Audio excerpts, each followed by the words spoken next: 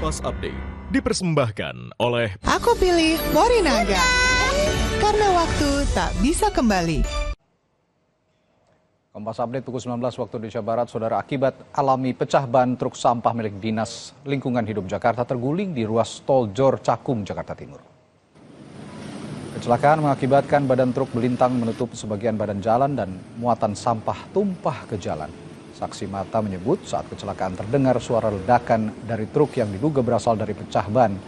Tidak ada korban jiwa dalam kecelakaan ini, namun arus lalu lintas di ruas jalan tol Jor menuju Bekasi sempat macet.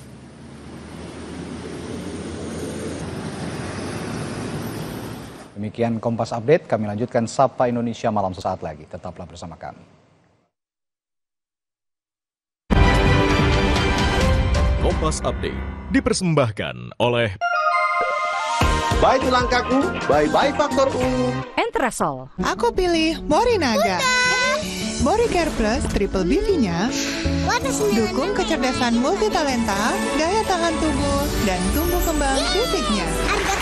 Karena waktu tak bisa kembali. Morinaga. Tulang kaku kayak robot. Faktor utuh. Minum Entrasol. Ekstrak buah zaitunnya bantu penyerapan kalsium lebih cepat pada tulang. Kenapa? Bye tulang kaku, bye-bye faktor U. Entrasol.